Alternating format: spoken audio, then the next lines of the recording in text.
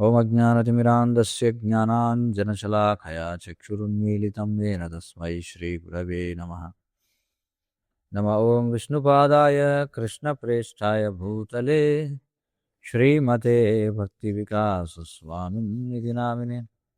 నమ ఓం విష్ణుపాదాయ కృష్ణప్రేష్ఠాయ భూతలే శ్రీమతే భక్తివేదాంతస్వామినిధి నామినే. నమస్తే సారస్వతే దేవే గౌరవాణి ప్రచారిణే నిర్విశేష శూన్యవాది పాశ్చాత్యదేశతారిణే. జయ శ్రీ కృష్ణ చైతన్య ప్రభు నిత్యానంద శ్రీ అద్వైత గదాధర శ్రీవాసాజీ సౌత భక్త బృంద. హరే కృష్ణ కృష్ణ కృష్ణ హరే హరే, హరే రామ రామ రామ హరే హరే. శ్రీ చాణక్యనీతి 15వ అధ్యాయం 9వ శ్లోకం.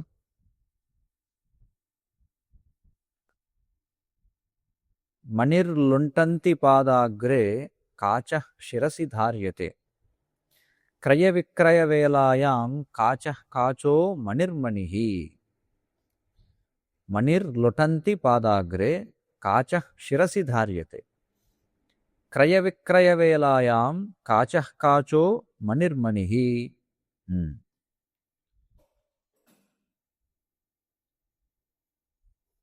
మణులు పాదముల చెంత ఉంటాయి, కానీ పగిలినటువంటి గాజు ముక్కలు తలపై ధరించబడుతుంటాయి.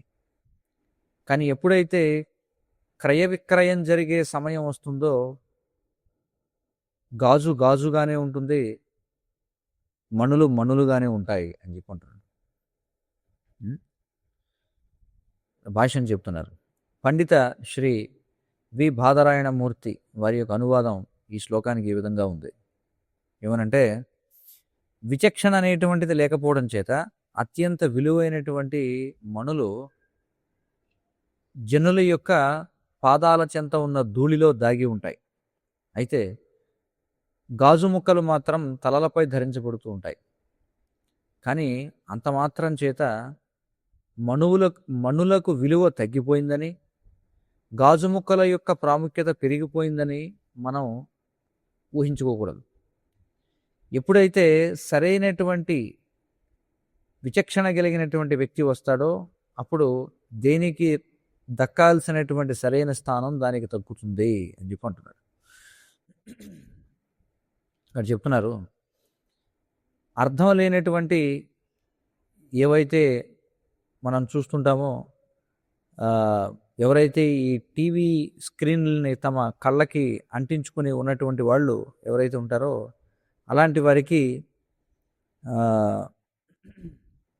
పనికిరానటువంటివి ఏవైతే ఉంటాయో అవి నిజమైనటువంటి ముత్యాలు అన్నట్లుగా లేదా నికారసైనటువంటి మణులన్నట్లుగా వారికి అమ్మివేయబడుతూ ఉంటాయి. అంటే ఇక్కడ అర్థం ఏమిటంటే, ఈ ప్రసార మాధ్యమాల్లో ఏవైతే వాస్తవంగా విలువ లేనివి ఏవైతే ఉంటాయో వాటిని గొప్ప విలువైనవిగా అమ్మేస్తూ ఉంటారు. అయితే ఈ నగల వ్యాపారం చేసేవాడికి తెలుస్తుంది విలువైనటువంటి మణిమాణిక్యాలకి అలాగే విలువ లేనటువంటి అనుకరణలకు మధ్య తేడా ఏమిటనేది. విలువైన మాణిక్యాలకు అలాగే విలువ లేనటువంటి అనుకరణలు ఏవైతే ఉంటాయో, అంటే రోల్డ్ గోల్డ్ ఉంటే చూసారా, కాకి బంగారం, 1 గ్రామ్ గోల్డ్ అని రకరకాలు ఏవి అమ్ముతుంటారు. వాటికి మధ్య భేదం అతడు తెలుసుకోగలుగుతాడు. అలాగే నిజమైనటువంటి గురువుకి అలాగే ఒక నటుడికి మధ్య తేడా తెలుసుకోవడానికి గొప్ప విచక్షణ కలిగినటువంటి సాధువు అయి ఉండాలి అని చెప్పుకుంటున్నారు. అంటే గొప్ప విచక్షణ కలిగినటువంటి సాధువు అయితే తప్ప ఒక నిజమైనటువంటి గురువుకి ఒక నటుడికి మధ్య తేడాను తెలుసుకోలేరు అని చెప్పుకుంటున్నారు. ప్రామాణికమైనటువంటి ధార్మిక గ్రంథానికి, అంటే కృష్ణ చైతన్య గ్రంథానికి, అలాగే పైకి చాలా జ్ఞానవంతంగా కనిపించేటువంటి మానసిక కల్పన ద్వారా ఎవరికి వాళ్లే తయారు చేసుకునేటువంటి ఈ ఆధునిక యుగపు మానసిక కాల్పనికుల యొక్క మాటలు ఏవైతే ఉంటాయో వాటి రెండింటికి మధ్య ముఖ్యమైనటువంటి భేదాలను మనం సరైనటువంటి ఆధ్యాత్మిక మార్గనిర్దేశనంలోనే అర్థం చేసుకోగలగాలి అని చెప్పుకుంటున్నారు. ఎందుకంటే ఈ రోజుల్లో మనం చూస్తే చాలామంది self styled new age mental speculators అని చెప్పుకున్నారు. సెల్ఫ్ స్టైల్డ్ అంటే వాళ్ళని వాళ్ళే గురువులుగా ప్రకటించుకుంటారు. వాళ్ళకి ఏం పరంపర ఉండదు, వాళ్ళకి ఒక గురువు అనేవాడు ఉండడు. వాడికే ఎందుకో ఏదో అనిపిస్తుంది, దాన్ని ప్రచారం చేయడం మొదలు పెడతాడు. సెల్ఫ్ స్టైల్డ్ అనమాట. న్యూ ఏజ్ మెంటల్ స్పెక్యులేటర్స్ అంటే ఆధునిక యుగపు మానసిక కాల్పనికులు అనమాట. వారు మాట్లాడేటువంటి మాటలు ఎలా ఉంటాయంటే చాలా చాలా చాలా విజ్ఞానంతో కూడుకునేటువంటివిగా అనిపిస్తుంటాయి. మనం చూస్తుంటాం. అందులో చాలా ప్రసిద్ధిగాంచిన వాళ్ళు ఉన్నారు. ఏంటది జగ్గి వాసుదేవ్, అలాగే రవిశంకర్, ఆర్ట్ ఆఫ్ లివింగ్. వాళ్ళిద్దరూ చాలా చాలా జ్ఞానవంతమైనటువంటి మాటలు మాట్లాడుతున్నట్టుగా అనిపిస్తుంటుంది చాలామందికి. లేకపోతే మన తెలుగు ప్రాంతంలో కూడా చాలామంది పండితులు ఉన్నారు. వాళ్ళు కూడా చాలా గొప్ప జ్ఞానంతో కూడుకునేటువంటి మాటలు మాట్లాడినట్టుగా అనిపిస్తుంది. కానీ వాస్తవానికి వాటికి శాస్త్రాధారం ఉండదన్నమాట. కాబట్టి ఈ రెండిటికి మధ్య అంటే ఇలాంటి వాటికి నిజమైనటువంటి శాస్త్ర గ్రంథాలలో ఉన్నటువంటి జ్ఞానానికి మధ్య తేడా తెలుసుకోవాలంటే దానికి నిజమైనటువంటి ఆధ్యాత్మిక మార్గనిర్దేశకత్వం అవసరము అని చెప్పుకుంటున్నారు. తర్వాత 10వ శ్లోకం. అనంతశాస్త్రం బహుళాశ్చ విద్యా స్వల్పశ్చ కాలో బహువిఘ్నతా చ యత్సారభూతం తదుపాసనీయం హంసో యథా క్షీరమివాంబుమధ్యాత్. అనంతశాస్త్రం బహుళాశ్చ విద్యా స్వల్పశ్చ కాలో బహువిఘ్నతా చ యత్సారభూతం తదుపాసనీయం హంసో యథా క్షీరమివాంబుమధ్యాత్ అని చెప్పన్నారు. అంటే శాస్త్రజ్ఞానం అనేది అనంతంగా ఉంది. అలాగే మనం ప్రావీణ్యత సాధించాల్సినటువంటి జ్ఞానశాఖలు ఎన్నో ఉన్నాయి, కానీ సమయం చాలా తక్కువగా ఉంది. అలాగే ఈ జ్ఞానాన్ని, ఈ వేదశాఖలను అధ్యయనం చేయడానికి ఉన్నటువంటి అవకాశాలు ఏవైతున్నాయో వాటిలో అనేకమైనటువంటి విఘ్నాలు ఎదురవుతూ ఉంటాయి. అందుచేత ఏదైతే ఆవశ్యకమో దానిని మాత్రమే నేర్చుకోండి. ఏ విధంగా అంటే హంస నీటి నుండి పాలను స్వీకరించినట్టుగా అని చెప్పుకుంటున్నారు. అంటే మనం సారగ్రాహులంగా ఉండాలి అని చెప్పుకుంటున్నారు. లేదంటే శాస్త్రజ్ఞానం అనంతంగా ఉందన్నమాట.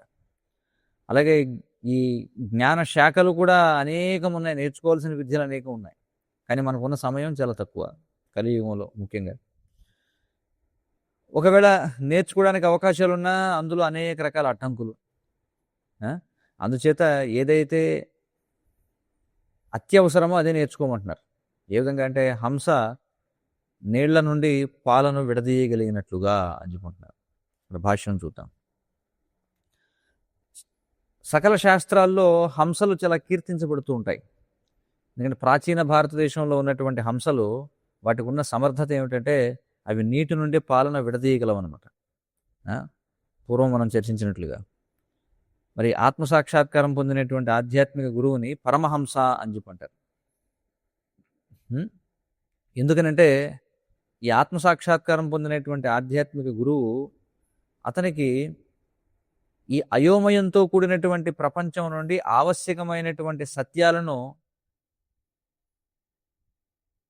వేరు చేయగలిగినటువంటి సమర్థత కలిగి ఉంటాడు ఆధ్యాత్మిక గురువు. కాబట్టి ఇక్కడ చెప్తున్నారు మా యొక్క ఆధ్యాత్మిక గురువు అంటే ఇక్కడ పతిత పావన ప్రభు చెప్తున్నారు. మా యొక్క ఆధ్యాత్మిక గురువు అంటే ఎవరి గురించి చెప్తున్నారు? భక్తి వేదాంత స్వామి శ్రీల ప్రభుపాదుల వారు. ఆయన చాణక్య పండితుడిని ప్రపంచానికి పరిచయం చేశారు. మరి ఆయన అత్యున్నత స్థాయికి చెందినటువంటి పరమహంస.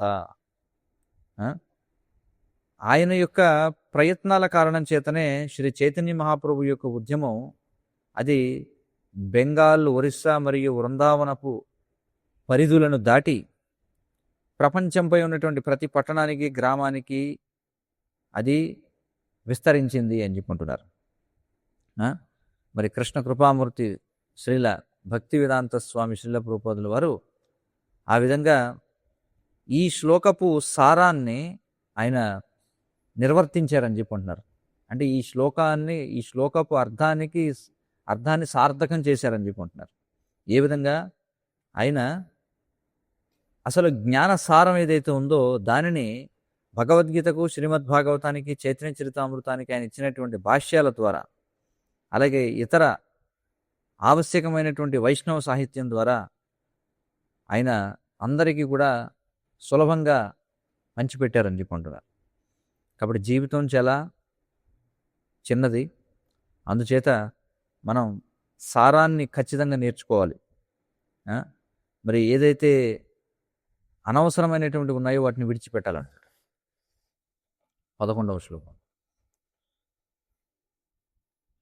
దూరాగతం పతిశ్చాంతం వృథాచ గృహమాగతం అనర్చయిత్వా యో భుంక్తే సవై చాండాల ఉచ్యతే అని చెప్పన్నారు. చూడండి, దూరాగతం పతిశ్రాంతం వృథాచ గృహమాగతం అనర్చయిత్వా యో భుంక్తే సవై చాండాల ఉచ్యతే అన్నారు. ఏ అతిథేయి అయితే అలసిపోయి వచ్చినటువంటి అపరిచితుడిని గౌరవించకుండా తన యొక్క భోజనాన్ని భుజిస్తాడో, అంటే ఇక్కడ చెప్తున్నారు, the host who enjoys his meal without honouring the tired stranger who has arrived from far away or even someone who has visited without a specific purpose is no better than an eater of dogs అని చెప్పుకుంటున్నారు. ఏమంటారంటే అతిథేయి అంటే అర్థం ఏమిటి? అతిథి, ఆతిథ్యము, అతిథేయి 3 పదాలు ఉన్నాయి. ఏమిటి వీటి అర్థం? అతిథి అంటే సమయం సందర్భం లేకుండా వచ్చేవాడు. అతిథేయి అంటే ఆతిథ్యం ఇచ్చేవాడు. ఆతిథ్యము అంటే అతిథిని సేవించడం. కాబట్టి ఇక్కడ ఏమంటున్నారంటే ఏ అతిథేయి అయితే అలసిపోయి ఎంతో దూరం నుంచి తన ఇంటికి వచ్చినటువంటి అతిథికి పెట్టకుండా తింటాడో, లేదా ఏదో ప్రత్యేకమైనటువంటి ప్రయోజనం లేకపోయినా తన ఇంటికి సందర్శించిన వారికి ముందు వారిని గౌరవించకుండా ఏ అతిథి అయితే తన భోజనాన్ని తింటాడో అతడు సునకమాంసం తినేవాడి కంటే మేలైనవాడు కాదు అని చెప్పుకుంటున్నారు. అంటే అతడు చాండాలుడి కంటే గొప్పవాడేం కాదు అని చెప్పుకుంటున్నారు. భాష్యం. వైదిక నాగరికత మరియు సంస్కృతి అతిథులకు భోజనం పెట్టడంపై చాలా ప్రాముఖ్యతనిస్తుంది.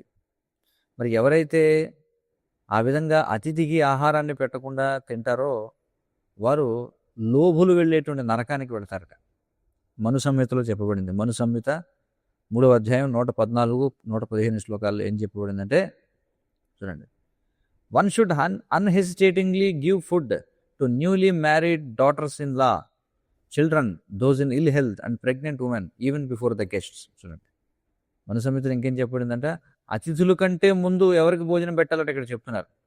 ఎవరికంటే కొత్తగా పెళ్ళైనటువంటి కోడళ్ళకి, పిల్లలకి, అనారోగ్యంతో ఉన్నవారికి, గర్భవతులైనటువంటి స్త్రీలకి, వీళ్ళకి అతిథుల కంటే ముందు భోజనం పెట్టాలి.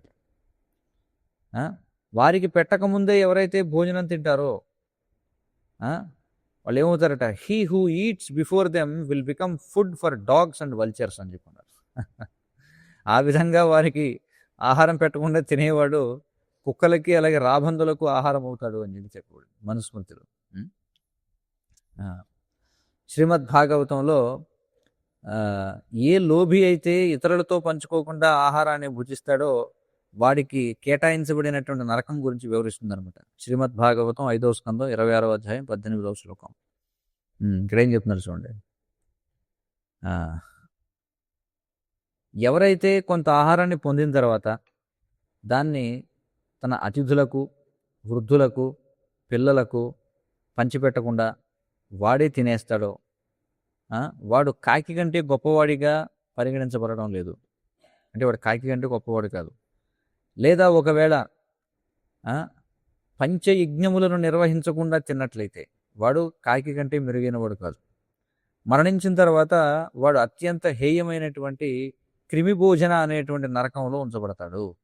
మరి ఆ నరకంలో 10,000 యోజనముల విస్తీర్ణము కలిగినటువంటి ఒక సరస్సు ఉందట. అది క్రిములతో నిండిపోయి ఉంటుంది. మరి ఈ విధమైనటువంటి వ్యక్తి ఆ యొక్క సరస్సులో క్రిమిగా మారి ఏం చేస్తారట, అందులో ఉన్నటువంటి ఇతర క్రిములను భుజిస్తాడట. చూడండి, అంటే క్రిమి భోజనము అంటే క్రిమిగా మారి ఇతర క్రిములను భోజనముగా తినడం అని అర్థం. ఆ నరకంలో పడతాడని చెప్పబడింది. మరి మరణించక ముందే అతడు ప్రాయశ్చిత్తం చేసుకోకపోతే ఆ విధమైనటువంటి పాపి క్రిమి భోజన అనేటువంటి సరస్సులో ఆ సరస్సు ఎన్ని యోజనాలైతే వెడల్పుందో అన్ని సంవత్సరాల పాటు ఆ సరస్సులో ఉండాల్సి వస్తుంది అని చెప్పి భాగవతంలో చెప్పబడింది. మరి భగవద్గీత చెప్తుంది ఏమని? 3వ అధ్యాయం 13వ శ్లోకం. భగవంతుని యొక్క భక్తులు పాపము నుంచి విముక్తులవుతారు. ఎందుచేత?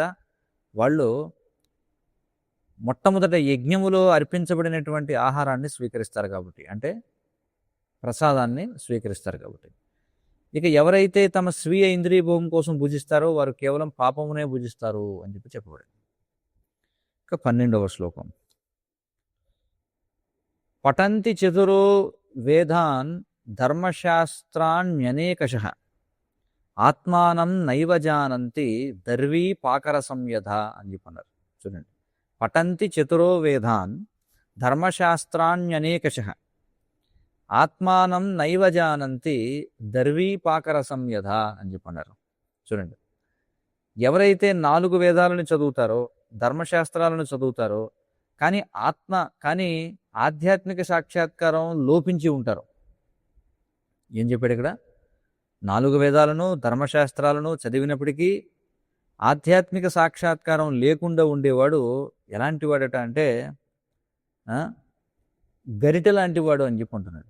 ఎందుకంటే గరిట తాను ఏదైతే పదార్థాన్ని తిప్పుతుందో దాని యొక్క రుచి గరిటకు తెలియదు కాబట్టి అని చెప్పుకుంటున్నాడు. అంతే కదా, గరిటెను మనం ఎన్నో పనులకు వాడతాం. తాలింపు పెడతాం, పులుసులో పెడతాం, కూరలో పెడతాం, మజ్జిగలో పెడతాం, అన్నంలో పెడతాం, అన్నిటిలో గరిటె తిప్పుతాం. కానీ అన్ని పదార్థాల్లో తిప్పినా గరిటెకి రుచి తెలుస్తుందా? తెలియదు. కాబట్టి ఎవరైతే 4 వేదాలను ధర్మశాస్త్రాలను చదివినప్పటికీ ఆధ్యాత్మిక సాక్షాత్కారం పొందలేదో వాడు ఇలా అన్నిటిలో తిప్పబడినప్పటికీ రుచి తెలియనటువంటి గరిటె లాంటి వాడు అని చెప్పాడు చాణక్యుడు. భాష్యం చెప్తున్నారు. శ్రీల ప్రభుపాదుల వారి యొక్క చాలా ప్రియమైనటువంటి ఉదాహరణ ఒకటి ఉందట. ఏమిటంటే, కొన్నిసార్లు భారతదేశంలో తాజా పాలతో కూడినటువంటి ఒక పాత్రని ఒక కిటికీ దగ్గర ఉంచేస్తారట. దేనికోసం అంటే ఒక పాము, సర్పం దాన్ని ఆహ్వానించడానికి. ఎందుకంటే ఆ సర్పం వచ్చి ఏం చేస్తుంది, గోడ ఎక్కి అక్కడికి వెళ్ళి పాలు తాగడానికి అనమాట. మరి ఆ విధంగా ఈ సర్పం చేత స్పృశించబడడం చేత ఆ పాలు ఏం చేస్తాయి, అప్పుడు ఎవరు తాగితే వారికి మరణాన్ని కలుగజేస్తాయి. ఇక్కడ ఏమంటున్నారంటే, అంటే తెలియకుండా ఒకసారి ఆ కిటికీలో పాలు వదిలేస్తే, పూర్వం పాత రోజుల్లో కిటికీ దగ్గర పాలు అలా పెట్టేసి వదిలేస్తే ఏమవుతాయి, ఆ సర్పాలు దానికి ఆకర్షితమై వచ్చి ఆ పాలు తాగి వెళ్ళిపోతాయి. తర్వాత ఆ పాలు తాగినోడు చనిపోతాడు, ఎందుకంటే దాని యొక్క విషం అందులో కలుస్తుంది కాబట్టి. అదేవిధంగా అనేక మంది అర్హత లేనటువంటి వ్యాఖ్యాతలు వాళ్ళు ఏం చేస్తారట, శాస్త్రాల యొక్క భాష్యాలను ప్రచురణ చేస్తూ ఉంటారట. ఎందుకోసం అంటే తమకు శాస్త్రం తెలుసు బాగా అనే కీర్తిని గడించడం కోసం. అయితే మరికొంతమంది ఇతరులు ఏం చేస్తారట అంటే, వాళ్ళు ఈ పవిత్ర గ్రంథాలకు కొత్త కొత్త పెడార్థాలను తీస్తూ ఉంటారట. దేనికోసం అంటే అమాయకులైనటువంటి జనసామాన్యాన్ని మోసగించడం కోసం. ఏదైతే వైదిక విజ్ఞానం ఉందో ఆ విధమైనటువంటి నటుల నుండి పొందబడిన వైదిక విజ్ఞానం, ఎందుకంటే వారికే సరిగా శాస్త్రాల యొక్క లోతు ఏమిటో తెలియదు. అలాంటి వారి నుండి మనం శాస్త్రం కనుక విన్నట్లయితే ఇది సర్పము చేత స్పృశించబడినటువంటి పాలు తాగడంతో సమానము అని చెప్పుకుంటున్నారు. ఈ శ్లోకంలో చూపించినట్టుగా చెప్పబడినట్టుగా మరి శాస్త్రాధ్యయనం యొక్క ప్రయోజనం ఏమిటంటే ఆత్మ సాక్షాత్కారంలో ఉందన్నమాట. చూడండి, అంటే అన్ని శాస్త్రాలు చదివినా నేను ఆత్మ అనేటువంటి విషయం తెలియకపోతే ఏం ప్రయోజనం? కాబట్టి which by implication means understanding how to engage the soul in Krishna consciousness. మరి ఆత్మ సాక్షాత్కారం అంటే ఏమిటి? నేను శరీరం కాదు ఆత్మనని తెలుసుకుని ఆత్మని కృష్ణ చైతన్యంలో ఏ విధంగా వినియోగించాలో తెలుసుకోవడం. కానీ 4 వేదాలు చదివేసి ధర్మశాస్త్రాలు చదివేసి ఈ విషయం తెలుసుకోకపోతే వాడి పరిస్థితి గరిటిలా ఉండిపోతుంది అంటున్నారు. ఇంకేమంటారంటే చాలామంది ప్రాపంచికమైనటువంటి రాజకీయవేత్తలు కూడా ఒక్కోసారి ఏం చేస్తారట, వాళ్ళు కూడా పవిత్ర గ్రంథాలపై భాష్యాలు రాస్తూ ఉంటారట. ఎందుకోసం అంటే ఓట్లు వేసేవారిని ఆకర్షించడం కోసం.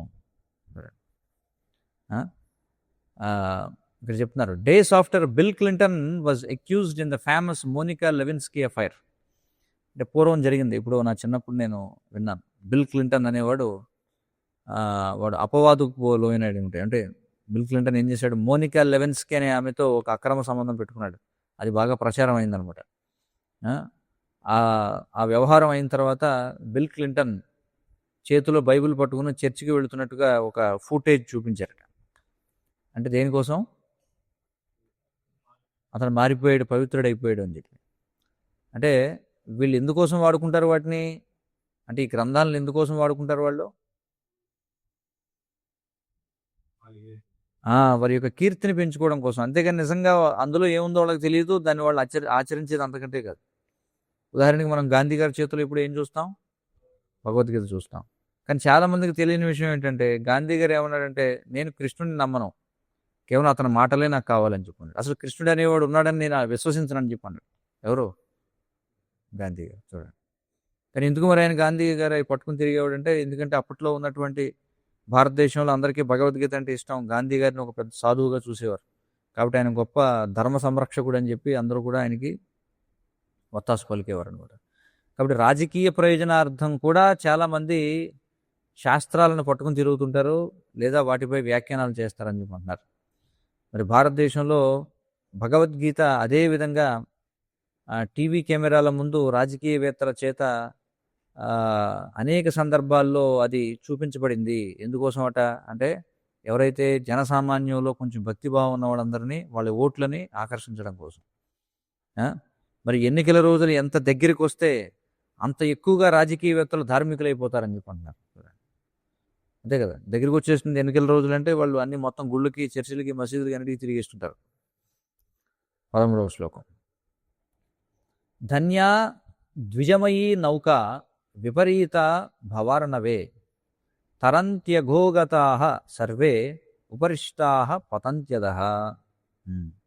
ధన్యా ద్విజమయీ నౌక విపరీత భవార్ణవే తరంత్యఘోగతాః సర్వే ఉపరిష్టాః పతంత్యదః అని చెప్పన్నారు. మరి ఒక అర్హత కలిగినటువంటి బ్రాహ్మణుడు ఎలాంటి వాడట అంటే,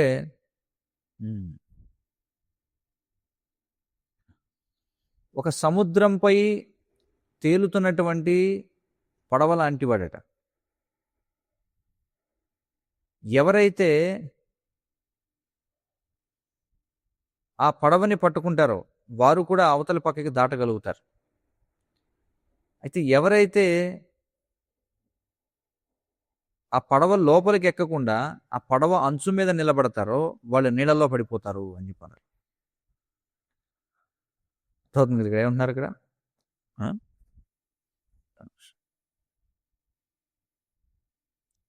భాష్యం ఇస్తున్నారు. శ్రీ బాదరాయణమూర్తి ఈ శ్లోకానికి ఈ విధంగా అనువాదం ఇచ్చారట. ఏమిచ్చారంటే, అర్హత కలిగినటువంటి ద్విజుడైన బ్రాహ్మణుడు ఎవరైతే ఉన్నారో, అర్హత కలిగినటువంటి ద్విజుడైనటువంటి బ్రాహ్మణుడనే నౌకలో ఉన్నటువంటి ప్రయాణికులు వాళ్ళు ఆశీర్వదింపబడినవారు. ఎందుకంటే ఈ నౌక ఏదైతుందో, ఈ పడవ సముద్రపు కెరటాలను ఎదుర్కొంటూ అది ఏం చేస్తుంది అంటే, భౌతిక అస్తిత్వం అనే సముద్రపు కెరటాలను తట్టుకుని అది తేలుతూ ఉంటుంది. ఏ ప్రయాణికులైతే అర్హత కలిగినటువంటి బ్రాహ్మణుని యొక్క పాదముల వద్ద కూర్చుంటారో వాళ్ళు సులభంగా ఈ పడవలో కూర్చొని సముద్రాన్ని దాటుతారు. దీన్ని భౌతిక అస్తిత్వం అనేటువంటి సముద్రాన్ని దాటుతారు. కానీ ఎవరైతే నిలబడి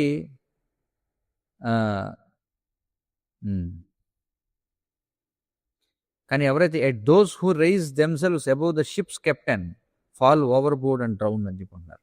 అలా కాకుండా ఎవరైతే ఆ పడవను నడిపేవాడి భుజాల మీద ఎక్కి నిలబడతారో వాళ్ళు ఏం చేస్తారట, అందులో పడిపోయి మునిగిపోతారని చెప్పుకుంటున్నాడు.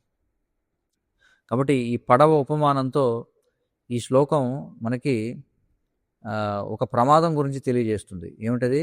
గురువు యొక్క సమక్షంలో దురుసుగా వ్యవహరించేటువంటి శిష్యునికి కలిగే ప్రమాదాన్ని సూచిస్తుందట. చూడండి, అంటే గురువు యొక్క సమక్షంలో ఎలా ఉండాలి? వినయంగా ఉండాలి, అంతేగాని మన యొక్క దురుసుతనాన్ని ప్రదర్శించకూడదు. అంటే నాకు బాగా తెలుసు అన్నట్టుగా ఉండకూడదు.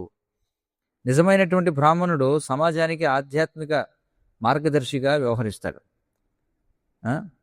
మరి ఆ విధంగా ఏం చేస్తాడు? భక్తులని ఈ ఒడ్డు నుండి అవతల ఒడ్డుకు దాటిస్తాడు. చూడండి, మరి ఈ ఒడ్డు నుండి అవతల ఒడ్డుకు, ఈ ఒడ్డు అంటే ఏమిటి? భౌతిక ప్రపంచం నుండి అవతల ఒడ్డు కంటే ఆధ్యాత్మిక ప్రపంచానికి దాటిస్తాడు. కానీ దాటేటువంటి క్రమంలో కెరటాలు ఎగసిపడుతూ ఉంటాయి.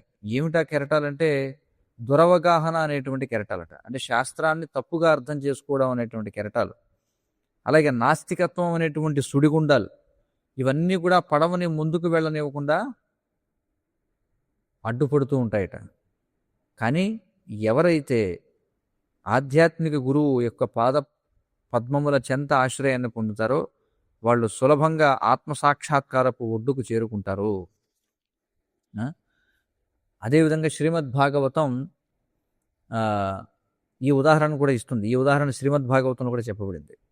ఎప్పుడైతే నైమిషారణ్యంలో ఉన్నటువంటి ఋషులు శ్రీల సూత గోస్వామిని ఆహ్వానించారో అప్పుడు నైమిషారణ్యంలో ఉన్నటువంటి ఋషులు ఏమని కీర్తించారంటే శ్రీమద్ భాగవతం 1:1-22లో ఏం చెప్పారు?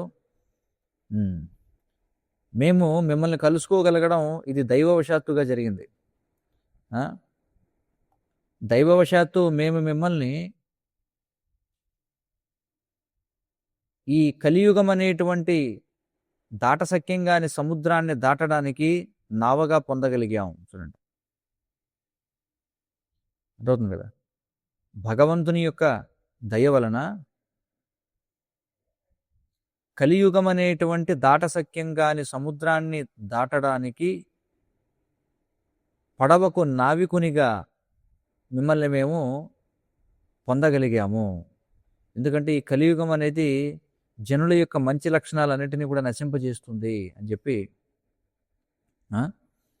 ఈ నైమిషారణ్యంలో ఉన్నటువంటి ఋషులు చెప్పారనమాట. త్వమ్న సందర్శితో ధాత్ర అని చెప్పి ఒక శ్లోకం వస్తుందన్నమాట. దుస్తర నిస్థితీర్షతాం అని చెప్పి ఒక శ్లోకం, ఆ శ్లోకం యొక్క అనువాదం అన్నమాట. కాబట్టి ఇక్కడ వాళ్ళందరూ నైమిషారణ్యంలో ఉన్నటువంటి ఋషులు శ్రీల సూత గోస్వామిని నావికుడిగా కీర్తించారు. అంటే దైవవశాత్తు లభించినటువంటి నావికుడిగా. మరి దేనికోసం అది? దుస్తరం నిస్థితీర్షతాం అని చెప్పున్నారు. దుస్తరం అంటే దాటసఖ్యంగా అయినటువంటి, నిస్థితీర్షతాం అంటే దీన్ని ఎవరు కూడా అవతల ఒడ్డుకు వెళ్ళలేరనమాట. కానీ అలాంటి దాన్ని దాటడానికి నావికునిగా నీవు మాకు దైవవశాత్తు లభించావు అని చెప్పుకుంటున్నారు. ఎందుకంటే ఈ కలియుగం అనేది ఏం చేస్తుంది? కలిం సత్వహరం పుంసాం అని చెప్పున్నారు. కలిం సత్వహరం పుంసాం. కలియుగం ఏం చేస్తుంది? మంచి లక్షణాలన్నింటినీ కూడా నశింపజేస్తుంది ప్రతి మనిషిలో కూడా. ఈ శ్లోకంలో బ్రాహ్మణుడు ఇక్కడ ద్విజ అని సంబోధించబడ్డాడు. అంటే వ్యక్తి యొక్క మొదటి జన్మ భౌతికమైనది, రెండవ జన్మ అది అర్హత కలిగినటువంటి గురువు చేత దీక్షనివ్వబడడం ఏదైతే ఉందో అది రెండవ జన్మ అనమాట. అంటే మొదటి జన్మ ఈ శరీరం తీసుకుంటాం, మొదటిది భౌతికమైన జన్మ, రెండవది ఆధ్యాత్మికమైన జన్మ అని చెప్పుకుంటున్నారు. మరి ఆధ్యాత్మికమైన జన్మనిచ్చేది ఎవరు? అర్హత కలిగినటువంటి గురువు. ఇంకా చెప్పాలంటే యేసుక్రీస్తు కూడా వాస్తవానికి ఇదే విషయాన్ని చెప్పాడట. ఎప్పుడైతే ఆయన ఉపదేశించాడో ఏమని, you must be born again అని చెప్పన్నాడు. నువ్వు మళ్ళీ పుట్టాల్సిందే అని అన్నాడట యేసుక్రీస్తు ఒక సందర్భంలో. ఈ శ్లోకంలో పడవ మీద నుంచి పడిపోయి మునిగిపోవడం అనేది దేన్ని సూచిస్తుందంటే గురువు యొక్క ఆశ్రయాన్ని కోల్పోవడం, గురువు యొక్క ఆశ్రయాన్ని కోల్పోయి మళ్ళీ జన్మమృత్యువులతో కూడిన భౌతిక సముద్రంలోకి తిరిగి పడిపోవడాన్ని ఇది సూచిస్తుంది అని చెప్పుకుంటున్నారు. మరి ఆధ్యాత్మిక ముక్తి లేదా కృష్ణ చైతన్యం అనేది ఏ భక్తుడికి భరోసా ఇవ్వబడుతుందంటే ఎవరైతే ఈ కోరికలనేటువంటి తరంగాలను సహిస్తూ వినయపూర్వకంగా ద్విజుడైనటువంటి నావికుడి యొక్క ఆజ్ఞలను తన యొక్క ప్రాణంగా జీవంగా స్వీకరిస్తాడో అతడికి ఆధ్యాత్మిక ముక్తి రూఢి చేయబడుతుంది అని చెప్పన్నారు. అంటే అతడికి ఖచ్చితంగా ఆధ్యాత్మిక ముక్తి వస్తుంది అని. మరి ఇక్కడ ఏమంటున్నారంటే ఒకవేళ ఈ బ్రిటిష్ రాజ్ ఎవరైతే ఉన్నారంటే ఈ బ్రిటిష్ పాలకులు ఎవరైతే ఉన్నారో వారు కూడా భారతీయ బ్రాహ్మణుల భారతీయ గురువుల ముందు ఈ విధంగా వినయాన్ని ప్రదర్శించి ఉంటే, అంటే వేదములను అనుసరించే వారిని నిందించడం మానేసి వేదాలను అనుసరించే వారిని ఖండించడం మానే, ఎందుకంటే వాళ్ళు ఏమన్నారు, ఈ వేదాలను అనుసరించే వారందరూ కూడా అవిశ్వాసులు అని చెప్పున్నారు, హీథెన్స్ అని చెప్పన్నారు. ఇప్పటికీ మనం చర్చిల్లో వింటుంటాం కదా, అవిశ్వాసులు అవిశ్వాసులు అంటారు. అంటే మనల్నే వాళ్ళు పిలిచేది అవిశ్వాసులు అని. ఇంగ్లీష్లో హీథెన్స్ అని చెప్పి అంటారు. అలాగే మహమ్మదీ మతంలో కాఫిర్లు అని చెప్పి అంటారు. అది కూడా మనమే. కాఫిర్లు అంటే అవిశ్వాసులు అనమాట. కాబట్టి ఈ బ్రిటిష్ పాలకులు ఏం చేశారు, భారతదేశపు బ్రాహ్మణులని గురువులని వీళ్ళంతా కూడా అవిశ్వాసులు అని చెప్పి నిందించారనమాట. కానీ ఆ విధంగా ఎందుకని నిందించారంటే మనం క్రైస్తవులం కాదు కాబట్టి ఆ విధంగా నిందించారు. కానీ అలా నిందించడం మానేసి వినయంగా ఉంటే అప్పుడు అసలు చరిత్ర మరొక విధంగా ఉండేది అని చెప్పుకుంటున్నారు. మరి ఈ పక్కా సాహిబ్బులు ఎవరైతే ఉన్నారో, ఎందుకంటే బ్రిటిష్ వాళ్ళని పక్కా సాహిబ్ అనేవారు అనమాట. ఈ పక్కా సాహిబులు తమ యొక్క కిరీటాన్ని తీసి తమ యొక్క తలను విష్ణువు ముందు వంచి ఉంటే ఈ బ్రిటన్ యొక్క కోహినూర్ ఏదైతే ఉందో అది భారతదేశంలో ఈనాటికి కూడా అది తేజోమయంగా వెలుగొందుతూ ఉండేదని చెప్పి అన్నారు. కోహినూర్ అంటే అర్థం ఏంటి, కిరీటంలో మణి అని అర్థం అనమాట, శిఖామణి అని అర్థం. కాబట్టి దురదృష్టకరమైనటువంటి విషయం ఏంటంటే ఈ బ్రిటిష్ వాళ్ళ యొక్క దురుసుతనం ఏదైతే ఉందో, అంటే మొండితనం ఏదైతే ఉందో, అది ఈ 200 సంవత్సరాల పాటు వాళ్ళు భారతదేశాన్ని పరిపాలించినా సరే ఏమైంది, అది వారి యొక్క సామ్రాజ్యం మొత్తం కుప్పకూలిపోయింది, బ్రిటిష్ సామ్రాజ్యం అంతా కూడా. అంటే వాళ్ళు అంటే ఇప్పటికీ కూడా వాళ్ళు పరిపాలన చేసి ఉండేవారు భారతదేశాన్ని అని చెప్పుకుంటున్నారు బ్రిటిష్ వాళ్ళు. ఏ విధంగా, ఒకవేళ వాళ్ళు ఈ బ్రాహ్మణుల్ని అలాగే వేదాలని విమర్శించకుండా, నిందించకుండా, ఖండించకుండా వినయపూర్వకంగా తల వంచి ఉన్నట్లయితే విష్ణువు ముందు, ఇప్పటికీ కూడా వాళ్ళు భారతదేశాన్ని పరిపాలిస్తూ ఉందరు అని చెప్పుకుంటున్నారు. ఆ విధంగా చేయలేదు కాబట్టే భారతదేశాన్ని పరిపాలించలేకపోయారు. అలాగే బ్రిటిష్ సామ్రాజ్యం అంతా కూడా కుప్పకూలిపోయింది. మరి ఈనాటి ఉదార స్వభావులైనటువంటి భారతీయులు అర్హత కలిగినటువంటి ఈ అంతర్జాతీయ కృష్ణ చైతన్య సంఘానికి చెందినటువంటి బ్రాహ్మణులను అంగీకరిస్తున్నారు. మరి ఈ ఇస్కాన్లో ఉన్నటువంటి బ్రాహ్మణులు ఎవరైతే ఉన్నారో వాళ్ళు భారతదేశానికి వెలుపల పుట్టినటువంటి వాళ్ళు, అయినా సరే వారిని స్వీకరిస్తున్నారు. మరి బ్రిటిష్ రోజుల్లో కూడా ఒకవేళ బ్రిటిష్ వాళ్ళు తమను తాము సనాతన ధర్మాన్ని అర్థం చేసుకున్నట్లయితే వాళ్ళు కూడా సనాతన ధర్మాన్ని నేర్చుకుని ఉండేవారు. మరి బ్రిటిష్ దేశంలో పుట్టినప్పటికీ వారిని బ్రాహ్మణులుగా భారతీయులు అంగీకరించి ఉండేవారు అని చెప్పుకుంటున్నారు. ఎందుకంటే ఇప్పుడు అంగీకరిస్తున్నారా లేదా, అప్పుడు కూడా అంగీకరించి ఉండేవారు. కానీ బ్రిటిష్ వాళ్ళు చేసిన తప్పేమిటి, వాళ్ళు తల వంచలేదు. వాళ్ళు ఏం చేశారు, దురుసుతనంతో వ్యవహరించారు.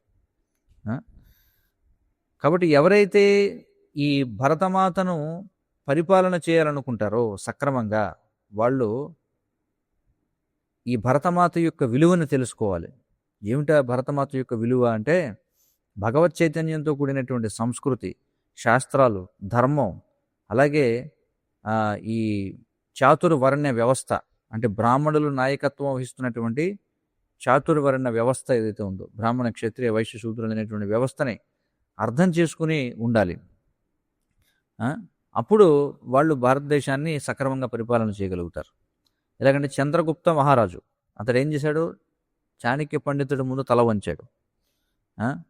మరి సరైనటువంటి రాజు ఖచ్చితంగా ఏం చేయాలి, ద్విజుడైనటువంటి బ్రాహ్మణుడికి ప్రణామాలు చేయాలి. ఆ విధంగా సమాజానికి అతడు ఒక ఉదాహరణగా ఉండాలి. మరి భారతదేశం నాగరికతకు ఒక ప్రాచీనమైనటువంటి ఉయ్యాల వంటిది అని చెప్పి అంటున్నారు. అంటే ఉయ్యాల ఏం చేస్తుంది, ఉయ్యాలలో ఏం చేస్తారు, పిల్లల్ని ఆడిస్తారనమాట. కాబట్టి ఈ భారతదేశం అనేది ప్రాచీన నాగరికతకు ఉయ్యాల వంటిదని చెప్పి అంటారు. ఆ?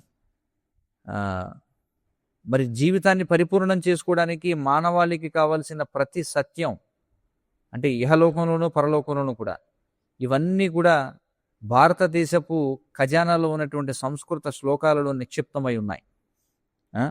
మరి ఆ ఖజానాని తెరవాలంటే, ఆ నిధిని తెరవాలంటే కావలసినటువంటి తాళం ఏమిటట అంటే వినయము అని చెప్పుకుంటారు. వినయము అనేటువంటి తాళంతో మనం ఈ భారతదేశపు నిధిలో ఉన్న సంస్కృత శ్లోకాల్లో నిక్షిప్తమై ఉన్నటువంటి ఏదైతే ఉందో దాన్ని మనం తెరవచ్చు అని చెప్పుకుంటున్నారు. హరే కృష్ణ కృష్ణ కృష్ణ హరే హరే, హరే రామ రామ రామ హరే హరే. श्री चाणक्य नीति शास्त्रम की जय. जगत गुरु श्रील प्रभुपाद की जय. वाञ्छाकल्पतरुभ्यश्च कृपा सिन्धुभ्यो च पतितानां पावनेभ्यो वैष्णवेभ्यो नमो नमः. संसार दावानन्दनीरलोका प्राणाय कारुण्य घनाघनत्यम् सकलनगुणार्णवश्च वन्दे गुरश्रीचरणारविन्दम्.